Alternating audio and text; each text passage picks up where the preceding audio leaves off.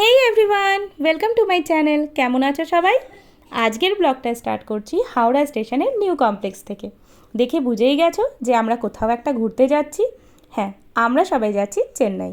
Actually Chennai is not our destination. আমরা চেন্নাইতে নেবে ওখান থেকে যাবো মহাবালিপুরম, তারপরে ওখানে দুদিন থেকে আবার ওখান থেকে যাবো পন্ডিচেরি। তো সেই জন্য আমরা চলে এসেছি হাওড়া স্টেশনে করমণ্ডল এক্সপ্রেস ধরতে। আমাদের ট্রেন টাইম ছিল দুপুর 3টে আর দিনটা ছিল মঙ্গলবার। আমরা স্টেশনে এসেই এই গাড়িটা পেয়ে যাই। এই ব্যাটারি চার্জ এই গাড়িগুলো না এখন সব বড় বড় স্টেশনে যে দিচ্ছে, এত সুবিধাজনক যে বয়স্ক মানুষদের হাঁটতে তো প্রবলেম হয় না। আর শুধু বয়স্ক কেন, এমনিও হাঁটতে অনেকেরই অসুবিধা হয়। যেমন আমার মায়ের হাঁটতে প্রচণ্ড প্রবলেম অনেক দিন থেকেই, কারণ আমার মা একজন হার্টের পেশেন্ট আর আর্থারাইটিসও আছে। সেই জন্য এরকম যাদের প্রবলেম আছে তাদের জন্য এই গাড়িগুলো ভীষণ সুবিধাজনক। তো যাই হোক, আমরা স্টেশনে পৌঁছে স্টেশনে পৌঁছেই আমরা এই গাড়িটা পেয়ে গেছিলাম। তারপরে এই গাড়িটা করে আমরা প্ল্যাটফর্মে চলে গেলাম। তারপরে আমরা বসে ওয়েট করছিলাম আমাদের গাড়ি কখন আসবে। আমি আর আমার হাজব্যান্ড যখনই কোথাও যাই, আমি বলে রাখি যে আমরা যখনই কোথাও যাই আমরা গাড়ি করেই মানে লং লং জার্নিগুলো কভার করি। কিন্তু মা বাবাদের নিয়ে তো আর গাড়িতে করে যাওয়া এত লং জার্নিটা ঠিক মানে নট পসিবল। যাই হোক, আমারও ইচ্ছে ছিল, অনেক দিন ধরে আমি ভাবছিলাম যে ট্রেনে করে কোথাও একটা যেতে হবে, কারণ অনেক দিন হয়ে গেছে ট্রেনে করে কোথাও যাওয়া হয় না। আর আমার ট্রেন জার্নিটা ভীষণ ভালো লাগে। অনেক দিন ধরেই ভাবছিলাম ট্রেনে করে কোথাও একটা যাবো। যাই হোক, এই যাওয়াটা আমি খুব এক্সাইটেড ছিলাম ভালো যে ট্রেনে যাব। আর এই যে আমাদের কেবিন, এফ কেবিন ছিল আমাদের। আর ট্রেনটা তো জানেনই আপনারা ভীষণ পরিষ্কার পরিচ্ছন্ন থাকে, ক্লিনিং সবসময় করতে থাকে। এটা শাওয়ার এরিয়া, আর পাশেই ছিল টয়লেট। 3টে টয়লেট ছিল, একটা শাওয়ার এরিয়া। সব কিছুই নিট অ্যান্ড ক্লিন, সারাক্ষণই মানে পরিষ্কার করছিল স্টাফেরা, ভীষণ হেল্পফুল। এসে আমাদের জিজ্ঞেসও করছিল বারবার আপনাদের কোনো প্রবলেম হচ্ছে না তো, আপনাদের যদি কোনো প্রবলেম হয় আমাদেরকে জানাবেন, কিছু যদি ক্লিনিং করার থাকে বলবেন। আমাদের বলতে হয়নি, ওরা নিজেরাই পুরো ক্লিন করছিল। আর আমরা যেহেতু 5জন ছিলাম, তো একটা কেবিনে আমাদের 4জনের সিট পড়েছিল, আর পাশের একটা কেবিনে আরেকজনের।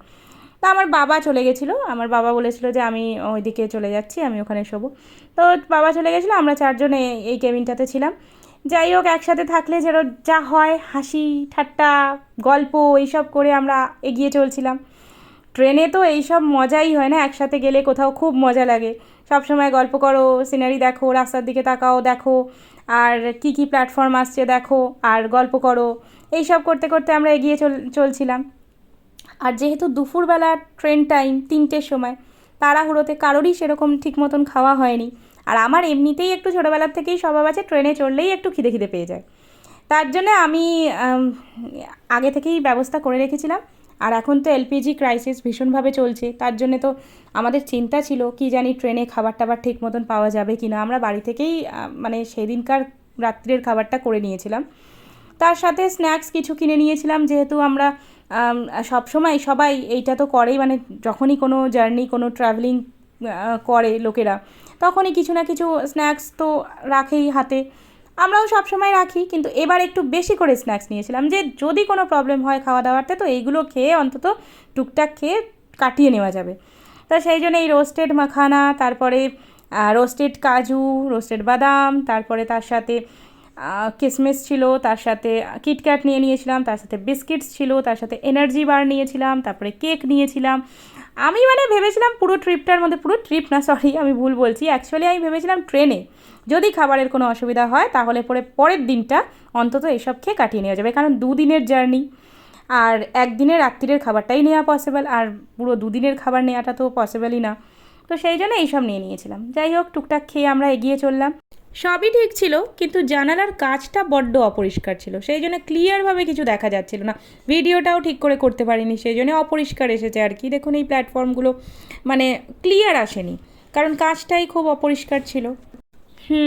যতই টুকুর টাকুর খাওয়া হোক না কেন, একটু চা কফি না পেলে কি মন মানে? অ্যাকচুয়ালি আমার নয়, আমার বাবা আর আমার শাশুড়ি মার কথা বলছি। আমার বাবা আর আমার শাশুড়ি মার না একটু চা বা কফিটা একটু বেশি প্রিয় আর কি। আমার হাজব্যান্ডেরও তাই, কিন্তু তাও না পেলেও চলে যায়। বাবাদেরও না পেলে চলে যায়, কিন্তু একটু ইচ্ছেটা করে যে কখন আসবে কফি কফি কফি।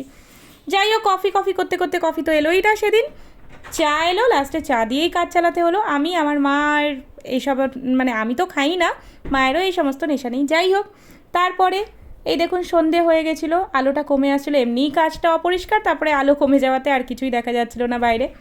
তারপরে রাত্রিরের ডিনার করছিলাম আমরা। এই যে আমরা বাড়ি থেকে খাবার নিয়ে এসেছিলাম, এই লুচি, পরোটা, আলু ভাজা, এগুলোর সাথে না অনেক মানে ছোটোবেলার স্মৃতি জড়িয়ে আছে। কারণ ছোটোবেলায় যখনই আমরা ট্রাভেলিং করতাম এরকম বাড়ি থেকে খাবার নিয়ে উঠতাম আর কি ট্রেনে, এই লুচি আলু ভাজা, এটা মানে ইমোশন অ্যাকচুয়ালি। তো সেই জন্যে আমরা যাই হোক এবারও তাই নিয়ে এসেছিলাম। তো খেলাম, খাওয়া হলো, তারপরে ডিনার কমপ্লিট হওয়ার পরে আমি এই দেখুন ওপরে যাচ্ছি আর কি শুতে। এই চলে এসেছি আমি নিজের বার্থে। এবার সবাইকে গুড নাইট করে আমি শুয়ে পড়লাম। Good night. এবার সকালবেলা দেখুন, এই যে সকাল হয়ে গেছে, মানে সকাল বলবো কি, ভীষণই আর্লি মর্নিং, এটা 5:30 বাজে। গুড মর্নিং সবাইকে বলছি। আর দেখুন একটু একটু সামান্য আলো ফুটছে। যাই হোক, কোন স্টেশন ক্রস করছিলাম জানি না, তখন মনে নেই, কিন্তু তার অনেকক্ষণ পরে অ্যাকচুয়ালি ট্রেনটা একটু লেট চলছিল। তো এই 8টা নাগাদ বিশাখাপট্টনম ক্রস করলো ভাইজ্যাক। তারপরে আমাদের ব্রেকফাস্ট এলো, মানে ভাইজ্যাক ক্রস করার পরেই আর কি এই যে গোদাবরী নদী, দেখুন গোদাবরী নদী আমরা ক্রস করলাম, তারপরে আমাদের ব্রেকফাস্ট এসেছিলো। এই দেখুন চলে এসেছে আমাদের ব্রেকফাস্ট, ব্রেড অমলেট। অ্যাকচুয়ালি অনেক কিছু ছিল, ব্রেড কাটলেট, তারপরে ওই লুচি তরকারি। আমরা রাত্রে লুচি খেয়েছিলাম, সেই জন্য আর ওগুলো খাইনি, আমরা ব্রেড অমলেট নিয়েছিলাম। তারপরে এই যে এসেছিলো বাবাদের ফেভারেট কফি, মানে কফি খুঁজতে খুঁজতে আগের দিন থেকে পরের দিনে গিয়ে সকালবেলা কফিটা পেলো। আর কফিটা সত্যিই খুব ভালো ছিল। আমার বাবা, আমার শাশুড়ি মা, আমার হাজব্যান্ড খেয়েছিল, খেয়ে বলেছিল সত্যি ভীষণ ভালো কফি। এইভাবেই চলতে চলতে সকাল ঘনিয়ে দুপুর হয়। আর এই দেখুন বিজয়ওয়াড়া জাংশন, এখান থেকেই আমরা লাঞ্চ অর্ডার করি। এই বিজয়ওয়াড়ার একটা হোটেল থেকে আমরা লাঞ্চ অর্ডার করেছিলাম, হোটেলটার নাম আমার এখন ঠিক মতন মনে নেই, কিন্তু খাবারটা বেশ ভালোই ছিল। তো আমরা এখান থেকে অর্ডার করেছিলাম এই দেখুন রাইস আর চিকেন কারি, আর তার সাথে যে আইসক্রিম দেখতে পাচ্ছেন সেটা ট্রেন থেকেই কেনা। ভালোই ছিল, আইসক্রিমটাও খুব ভালো ছিল। এই যে ট্রেন থেকে এই ক্ষেত, মানে এই ধান ক্ষেতের সিনারিগুলো না আমার ভীষণ ভালো লাগে দেখতে, খুব ভালো লাগে। এই যে একটা বন্দে ভারত ট্রেন যাচ্ছিলো, আমি তার ভিডিও করে নিই। এইভাবেই চলতে চলতে একের পর এক স্টেশন পার করতে করতে আমরা চেন্নাই পৌঁছাই। ট্রেনটা খুব একটা টাইম মতো ছিল না, খুব একটা কি বলবো, টাইম মতো একদমই ছিল না, বেশ অনেকটাই লেট করেছিল, 2 ঘন্টা, মানে বিকেল 5টায় পৌঁছানোর টাইম সন্ধ্যে 7টা বাজিয়ে দেয়। যাই হোক, কী আর করা যাবে, ট্রেনে বসে আছি যখন, যতই লেট করুক বসে তো থাকতেই হবে। সন্ধ্যে 7টায় এই যে চেন্নাইতে নামলাম। এই দেখুন লম্বা লাইন, এরা লাইন দিয়ে দাঁড়িয়ে আছে, উঠবে তো সেই জন্য সবাই লাইন দিয়ে দাঁড়িয়ে আছে। তারপরে আমি একটু ভিডিও করছিলাম ভালো করে, আর ওয়েটও করছিলাম ওই আবার ব্যাটারি চার্জ গাড়িটা কখন আসবে। এই দেখুন গাড়ি এসে গেছে, আর ড্রাইভারটাও খুব ভালো ছিল, বলছিল হ্যাঁ হ্যাঁ ম্যাডাম ঠিক আছে আপনি ভিডিও করুন, আমি ওয়েট করছি, কোনো অসুবিধা নেই। ভালো করে ভিডিও করে নিলাম। আর তারপরে আমরা এই স্টেশন থেকে বেরিয়ে তারপরে আমরা চলে যাই মহাবালিপুরম। তো মহাবালিপুরমের ভিডিও আপনাদের সাথে শেয়ার করব নেক্সট ব্লগে। আজকের ভিডিও এইটুকুনি। এই দেখুন বাইরে থেকে চেন্নাই স্টেশনের ভিডিওটা করে নিয়েছিলাম। তো আজকের ভিডিও এইটুকুনি। বাই বাই, সবাই ভালো থাকবেন। আজ আসি, আবার পরে দেখা হবে। Okay bye.